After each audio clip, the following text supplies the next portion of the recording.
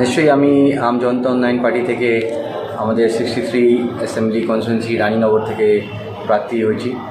আর আমি অনেক ধন্যবাদ দিতে চাই আমাদের লিডার, আমাদের কান্ডারি এজিইউপির চেয়ারম্যান হুমায়ুন কবির সাহেবকে কি এটা আমাকে সুযোগ দিয়েছেন। যেহেতু আমি অলরেডি আমার প্রচার আমি শুরু করে দিয়েছি, আর মানুষের কাছে যখন যাচ্ছি, ডোর টু ডোর করছি, মিছিল আর র্যালি করছি, তো নিশ্চয়ই মানুষের মনে, মানুষের কাছে এত আবেগ এই শাসক দলের বিরুদ্ধে কি ওরা চাইছে একটা পরিবর্তন হোক, ওরা চাইছে একটা বড় একটা চেঞ্জ হোক। আর আমরা এখানে যেখানে আমার এটা পার্সোনাল বলছি, আমি যেখানেও যাচ্ছি, আমি বড় বড় লিডার যারা আসেন ওরা যারা বলেন আমি ব্রিজ করে দেবো, এত বড় একটা ইমারত করে দেবো, এই ফালানা করে, কিন্তু আমি চাই, যেহেতু আমি একটা শিক্ষিত মানুষ, একটা এডুকেটেড মানুষ, আমি চাই যে বাচ্চাদের জন্যে আমি একটা ইংলিশ মিডিয়াম স্কুল করতে চাই। কেন কি আমি ছোটোবেলা থেকেই আমার বাচ্চাদের সাথে একটা আলাদা একটা কানেকশন, একটা আলাদা একটা ভালোবাসা আছে। আর যেখানেও যাই, ইলেকশনে আমি ক্যাম্পেইনে যাচ্ছি, বাচ্চাদের সাথে আমার আলাদা অনেক একটা ভালো কানেকশন হচ্ছে। আর যে কিছুদিন আগে আমি বাচ্চাদের সাথে ফুটবল খেললাম, আর আমি কিছুদিন আগে আবার গতকালকে আমি ক্রিকেট খেলছিলাম। তো ইলেকশনের সময় এটা নাকি আমাকে ইলেকশনের সময় খালি ভোট দিন, আমি বাচ্চাদের সাথেও থাকি। তো ওদের জন্য আমি একটা স্কুল করতে চাই, ইংলিশ মিডিয়াম স্কুল করতে চাই, যেটা ইসলামপুর রানীনগর 1, রানীনগর 2-তে একটাও নেই।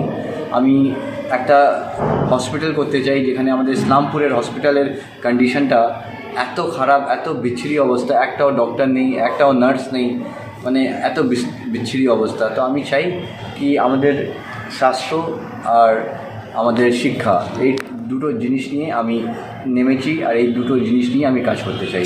কেমন প্রতিক্রিয়া পাচ্ছেন ওখানে আপনি?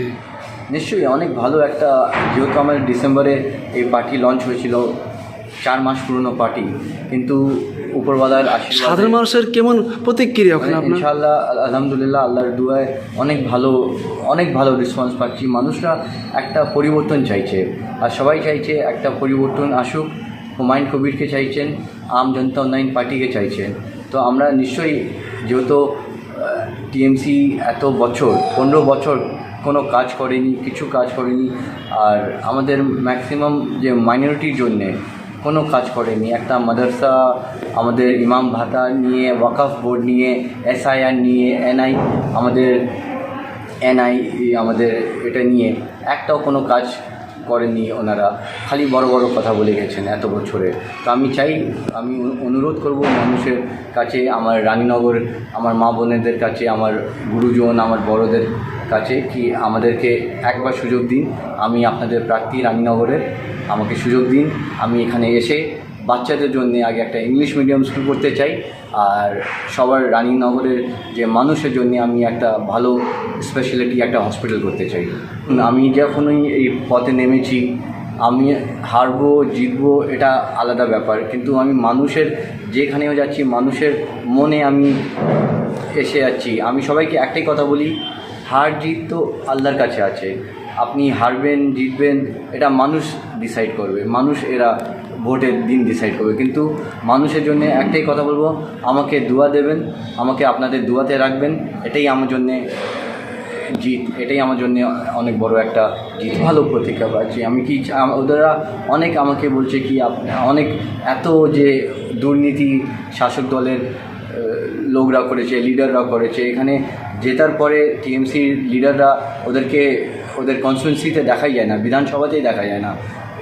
যখন ভোট আসে তখনই ওদেরকে বিধানসভায় দেখা যায়। এই জিনিসটা আমি পাল্টাতে চাই, এই জিনিসটা আমাদের পার্টি আম জনতা উন্নয়ন পার্টি পাল্টাতে চায়, আর এই জিনিস নিয়ে আমি নেমেছি। আর 63 রানীনগর কনস্টিটুয়েন্সি থেকে ইনশাল্লাহ আমি জিতলে আমি মানুষের কাছে থাকবো, মানুষের সাথে থাকবো, আর মানুষের পাশে থাকবো। জয় নিয়ে আপনি কতটা আশা করেছেন? জিত এটা পরের কথা, মানুষের মনে আমি এসে গেছি, মানুষের ভালোবাসায় আমি, রানীনগরের মানুষের ভালোবাসায় আমি নেমে গেছি, ওটাই আমার জন্য অনেক বড় জয়। আমার পরিচয় আমি ইয়াসের হায়দার, আমি 63 রানীনগর অ্যাসেম্বলি কনস্টিটুয়েন্সি থেকে দাঁড়াচ্ছি, আপনাদের প্রার্থী। আর আমি আম জনতা উন্নয়ন পার্টি থেকে ক্যান্ডিডেট।